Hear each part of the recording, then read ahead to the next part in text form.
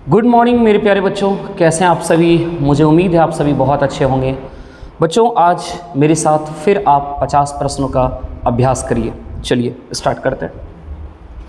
GK के 50 महत्वपूर्ण प्रश्न और सभी के सभी बच्चों एग्ज़ाम में पूछे गए प्रश्न हैं और एग्ज़ाम में पूछे गए प्रश्न बहुत ही ज़्यादा महत्वपूर्ण होते हैं। तो इन प्रश्नों को तो आपको हर हाल में याद रखना चाहिए। चलिए पहला क्वेश्चन आपकी स्क्रीन पर है। अंग्रेजी भारतीय सेना में चर्बी वाले कारतूसों से चलने वाली एनफील्ड राइफल कब शामिल की गई। तो बड़ा ही इम्पोर्टेंट है ये कौन सा, देखो चर्बी वाले है ना कारतूस, और जिसका नाम क्या था, एनफील्ड राइफल था। क्या नाम था बच्चों, एनफील्ड राइफल था। और ये जो है सबसे पहले सेना में शामिल कब किया गया, तो शामिल किया गया था दिसंबर 1856 में, दिसंबर 1856 में। अगला क्वेश्चन है बच्चों, देखो ये क्वेश्चन क्या कह रहा है। भारत के प्रथम स्वतंत्रता संग्राम का मुख्य तत्कालिक कारण क्या था। तो भारत के प्रथम स्वतंत्रता संग्राम का मुख्य तत्कालिक कारण जो था, इस चारों ऑप्शन में जो बेस्ट ऑप्शन जाना चाहिए बच्चों, वो अंग्रेज़ों का धर्म में हस्तक्षेप का संदेह। अंग्रेज़ों का धर्म में हस्तक्षेप का संदेह, बी नंबर आंसर सही होना चाहिए। अगला चलिए बच्चों तीसरा नंबर क्वेश्चन क्या कर रहा है। मंगल पांडे की घटना हुई थी। तो मंगल पांडे जो थे वो कहाँ से थे, तो मंगल पांडे थे कहाँ से, बैरकपुर में, है ना, बैरकपुर से थे। अगला प्रश्न में आ जाओ बच्चों, मंगल पांडे कहाँ के विप्लव से जुड़े थे। सेम ही प्रश्न है, भाषा थोड़ा सा चेंज है, तो आंसर क्या होना चाहिए, बैरकपुर ही होना चाहिए। अगला क्वेश्चन बच्चों देखो क्या कर रहा है। मंगल पांडे सिपाही था। मोस्ट इम्पॉर्टेंट क्वेश्चन है कि मंगल पांडे जो बैरकपुर से थे वो मतलब एक बटालियन टाइप जो बटा हुआ होगा ना बच्चों, तो वो किसका था, तो याद रखिएगा 34वीं नेटिव इन्फेंट्री का। वो कहाँ का था, 34वीं नेटिव इन्फेंट्री का वो क्या था, सिपाही था, राइट। अगला प्रश्न बच्चों ये रहा आपकी स्क्रीन पर। 1857 के विद्रोह के दौरान बहादुर शाह ने किसे साहब ए आलम बहादुर का खिताब दिया था। तो इसका आंसर होना चाहिए बच्चों बख्त खान। किसको दिया था उपाधि, बख्त खान। तो याद रखिएगा बहादुर शाह ने बख्त खान को किसकी उपाधि दिया था, तो साहब ए आलम बहादुर की उपाधि दिया था। अगला प्रश्न है बच्चों 1857 की क्रांति सर्वप्रथम कहाँ से प्रारंभ हुई। तो 1857 की क्रांति सर्वप्रथम जो प्रारंभ हुई थी वो मेरठ से प्रारंभ हुई थी। कहाँ से प्रारंभ हुई थी बच्चों, मेरठ से। अगला प्रश्न आपकी स्क्रीन पर ये रहा बच्चों। 1857 के स्वतंत्रता संग्राम से संबंधित पहली घटना क्या थी। कानपुर में विद्रोह और नाना साहब का नेतृत्व संभालना, बेगम हजरत महल द्वारा अवध का नेतृत्व, सैनिकों का दिल्ली के लाल किले पर पहुंचना, ये था सबसे पहली घटना। सैनिक जो हैं वो दिल्ली के लाल किले पर पहुंच गए थे, है ना। अगला क्वेश्चन है बच्चों 1857 के स्वाधीनता संग्राम का प्रतीक क्या था। तो स्वाधीनता संग्राम का प्रतीक था कमल और रोटी, इसे याद रखना है आपको। अगला प्रश्न है बच्चों 1857 के स्वाधीनता संघर्ष की वीरांगना महारानी लक्ष्मीबाई की जन्मस्थली कहाँ है। तो लक्ष्मीबाई की जन्मस्थली है वाराणसी। लक्ष्मीबाई की जो जन्मस्थली है वो है वाराणसी। अगला है 1857 के बरेली विद्रोह का नेता कौन था। तो बरेली विद्रोह का जो नेता था वो नेता कौन है बच्चों, आपको यहाँ पकड़ना है।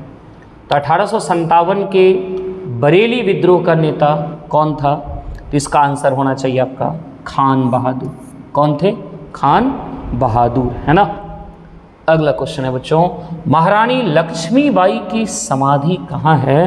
तो लक्ष्मीबाई की जो समाधि है वो ग्वालियर में है। कहाँ है बच्चों, ग्वालियर में।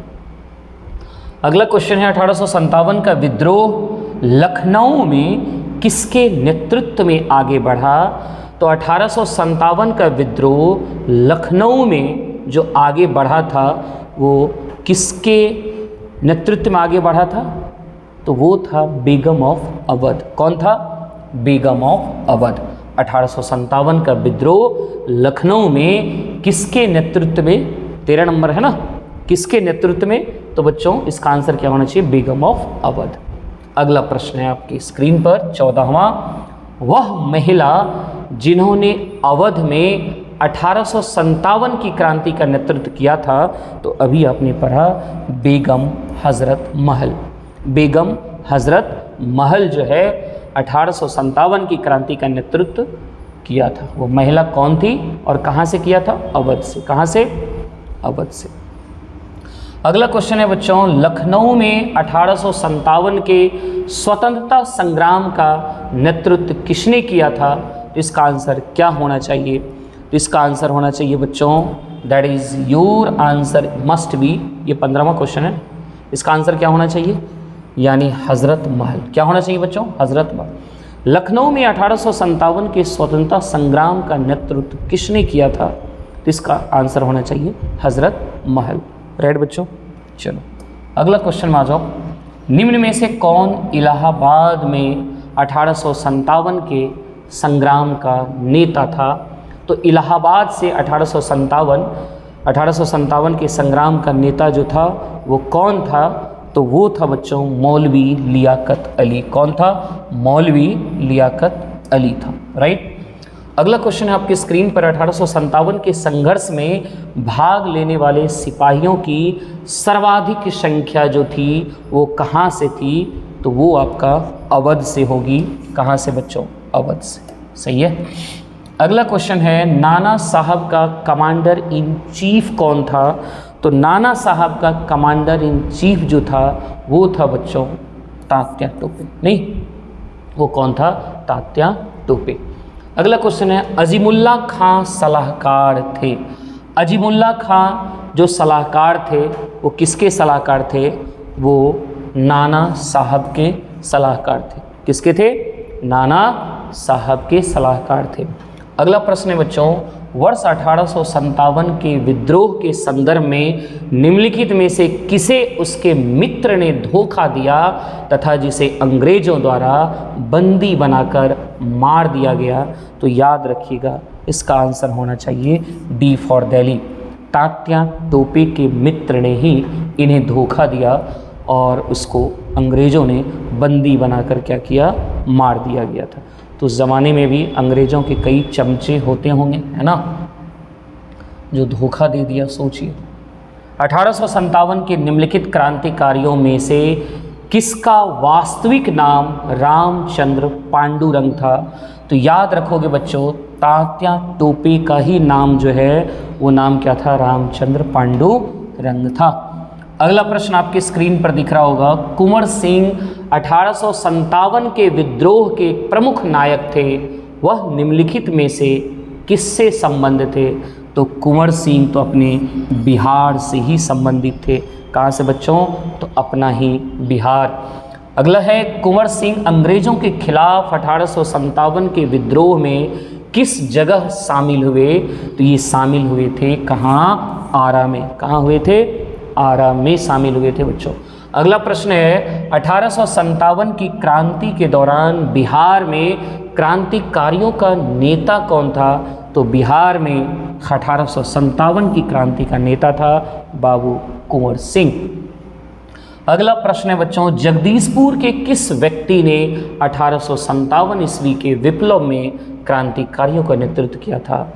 तो यही फेमस पर्सनालिटी थे। कौन? कुंवर सिंह।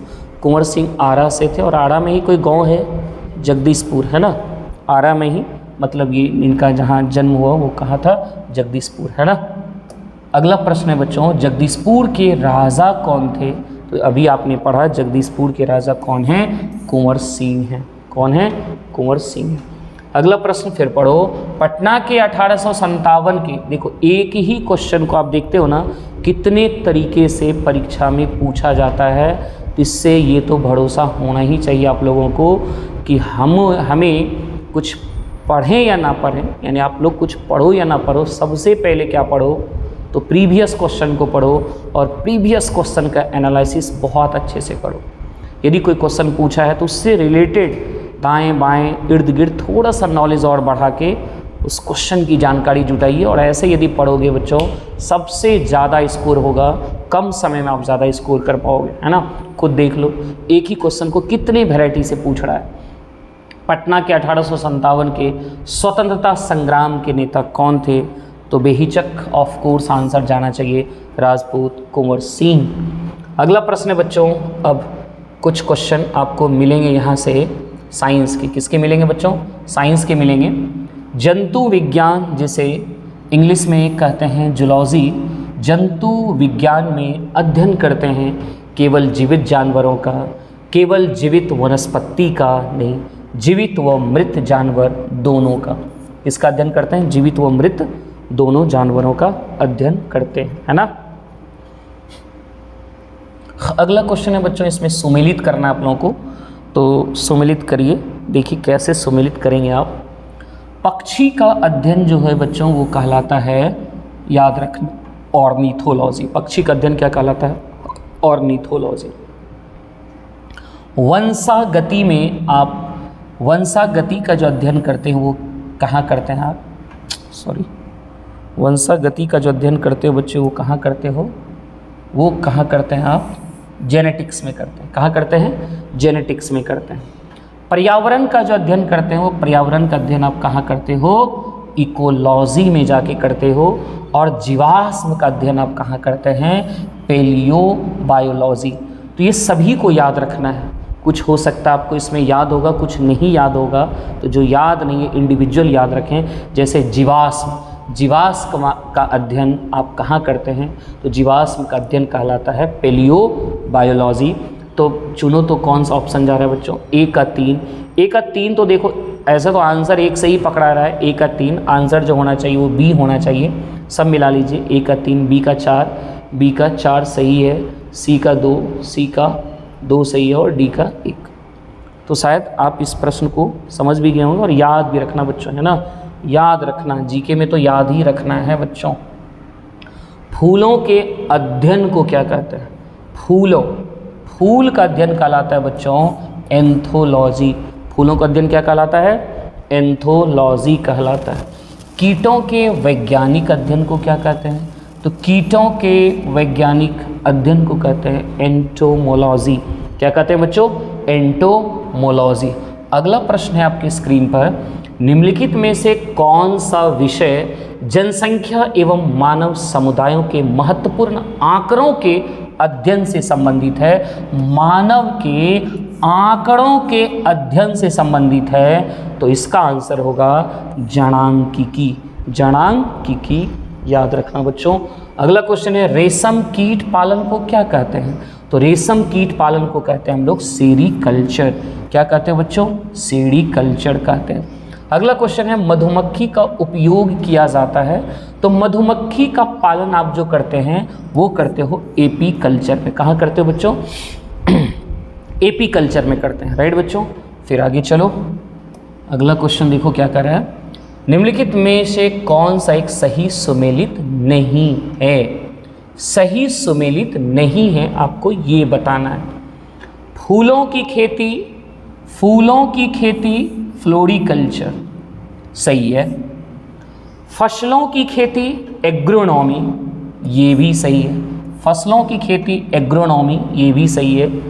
सब्जियों की खेती हॉर्टिकल्चर, फलों की खेती पोमोलॉजी, फलों की खेती पोमोलॉजी, ये भी सही है।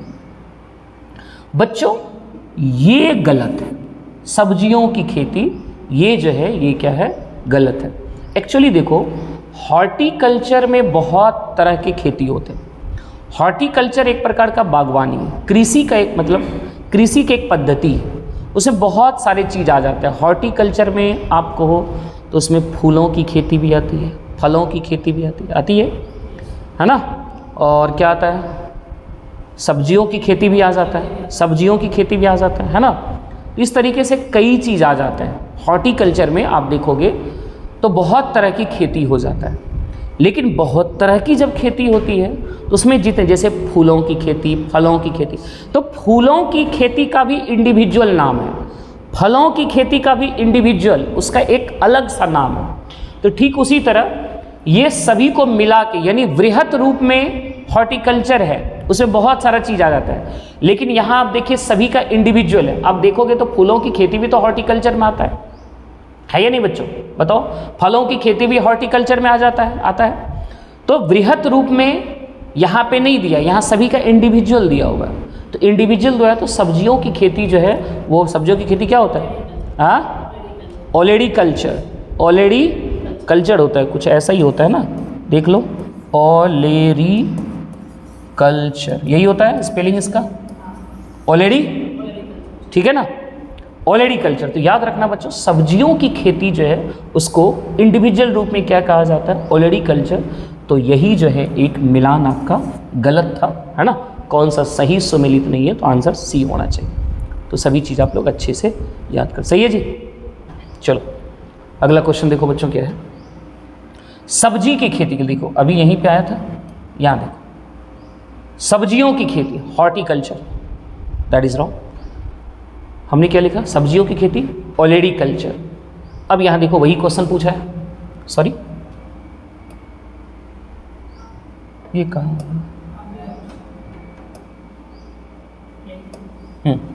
ये देखो, सब्जी के लिए काम आने वाले पौधों के अध्ययन कहाँ करते हैं?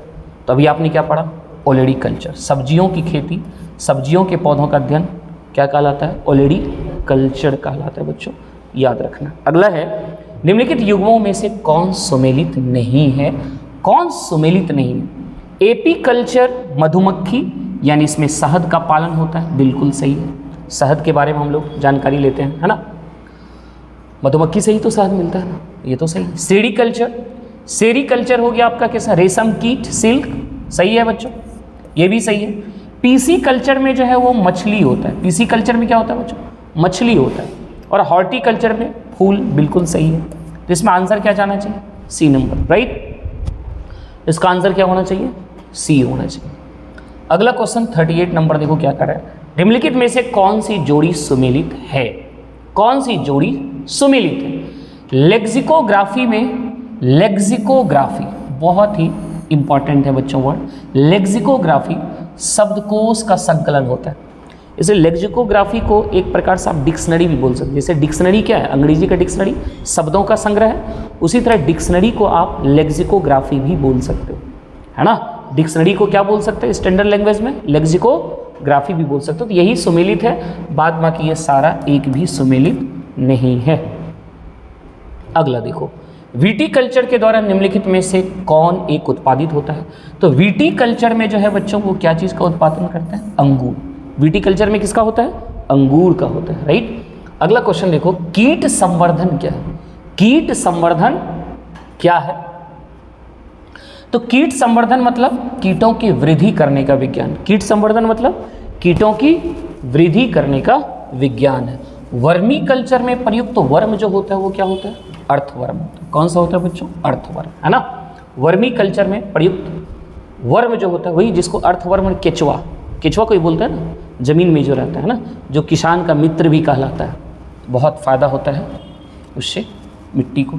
जेनेटिक्स निम्न में से किसका अध्ययन है? तो जेनेटिक्स में आप जो अध्ययन करते हैं, जेनेटिक्स निम्न में से जेनेटिक्स में आप आनुवांशिकता को पढ़ते हैं। किसको पढ़ते हैं? आनुवांशिकता और विचरण को, सही है। अगला क्वेश्चन है बच्चों देखो, जेरेंटोलॉजी निम्नलिखित में से किसके अध्ययन से संबंधित? जेरेंटोलॉजी, जेरेंटोलॉजी जो है ना वो ओल्ड एज, जेरेंटोलॉजी मतलब ओल्ड एज यानी वृद्ध का अध्ययन करते हैं, सही है बच्चों, ओके। अगला क्वेश्चन देखो क्या कर रहा है, पेडोलॉजी निम्न वैज्ञानिक अध्ययन से संबंधित। पेडोलॉजी में आप किसका अध्ययन करते हैं? मिट्टी का अध्ययन करते हैं। पेडोलॉजी मतलब मिट्टी, मिट्टी का अध्ययन करते हैं। अस्थियों का अध्ययन विज्ञान की किस शाखा के अंतर्गत किया जाता है? तो अस्थियों का अध्ययन जो है बच्चों वो ऑस्टियोलॉजी कहलाता है। अस्थि, हड्डी का अध्ययन क्या कहलाता है? ऑस्टियोलॉजी। सर्पों के विषय में जानकारी प्राप्त करना क्या कहलाता है? सर्पेंटोलॉजी। तो सीधा है, सर्प से सर्पेंटोलॉजी, याद करने की जरूरत भी नहीं, सर्पेंटोलॉजी। अगला हाइड्रोपोनिक्स क्या है? हाइड्रोपोनिक्स मतलब बिना मिट्टी का जल, बिना मिट्टी का जो है पौधों का संवर्धन, है ना, यानी मृदा विहीन, मृदा विहीन यही है ना, हाइड्रोपोनिक्स मतलब बच्चों मृदा विहीन पादप संवर्धन, सही है। अगला क्वेश्चन है पृथ्वी पर सबसे पुराना जीव कौन सा था? तो पृथ्वी पर सबसे पुराना जीव जो है बच्चों वो कौन सा है? नीलहरित शैवाल। कौन है? नीलहरित शैवाल है। अगला क्वेश्चन देखो क्या है, पुस्तक द ओरिजिन ऑफ स्पीसीज किसने लिखी है? बहुत ही फेमस पुस्तक है बच्चों, याद रखना, ओरिजिन ऑफ, ओरिजिन मतलब शुरुआत, है ना, ओरिजिन ऑफ स्पीसीज यानी जीव की उत्पत्ति का जो शुरुआत हुआ, इससे रिलेटेड एक पुस्तक लिखा है। ये पुस्तक बहुत ही फेमस पर्सनालिटी, किसने लिखा है? डार्विन। किसने लिखा है? डार्विन ने लिखा है, राइट बच्चों। विकासवाद का सिद्धांत किसने प्रतिपादित किया? तो विकासवाद का सिद्धांत भी किसने दिया था? डार्विन ने दिया था। किसने दिया था बच्चों? डार्विन ने दिया था। तो प्यारे बच्चों ये थे आज के 50 बहुत ही महत्वपूर्ण प्रश्न जो सभी के सभी एग्जाम के पूछे गए प्रश्न हैं। उम्मीद है आप सभी इन प्रश्नों को जरूर याद रखेंगे और यदि आप सभी हमारे साथ जुड़े रहेंगे तो निश्चित ही आपका जीके का ज्ञान बढ़ता ही जाएगा। और प्रत्येक दिन बच्चों आप 20 मिनट का ही वीडियो लगभग आपको देखने को मिलेगा। तो 15 से 20 मिनट में यदि आप 50 प्रश्न को याद कर लेते हैं और प्रत्येक दिन इसी में से किसी भी रैंडमली कोई भी एक वीडियो को निकाल कर आप रिवीजन करिए और कम से कम 2 वीडियो को देखिए जिससे 100 क्वेश्चन का रिवीजन करिए प्रीवियस। तो बच्चों ऐसा लगातार यदि आप करोगे, कहीं भी फ़ायदा ये है, आज यदि आप मोबाइल पे पढ़ रहे हैं तो इससे फ़ायदा ये है कहीं रास्ते भी चल रहे हैं, कहीं गए भी हैं, कहीं दोस्तों के साथ पास चले गए, कहीं मीटिंग में चले गए, कहीं हो सकता है किसी फंक्शन में गए बच्चों, वहाँ भी आप चाहेंगे तो 10 मिनट 20 मिनट समय निकाल कर आप रिवीजन कर सकते हैं। यदि आप अपने आप को रेगुलर रखना चाहते हैं, डिसिप्लिन में रखना चाहते हैं तो बच्चों लगातार पढ़िए, डेली पढ़िए, ज़रूर आप आगे बढ़ेंगे। इसी उम्मीद से आप सभी के लिए मैं 50 जीके का प्रश्न भी कोशिश कर रहा हूँ प्रत्येक दिन लाने का। तो बच्चों आपको आज का वीडियो कैसा लगा? अच्छा लगा तो ज़रूर लाइक करिएगा, शेयर करिएगा और अपने दोस्तों तक तो ज़रूर शेयर करिएगा, है ना। और यदि चैनल पर नए हैं तो सब्सक्राइब करना नहीं भूलिएगा। Thank you so much.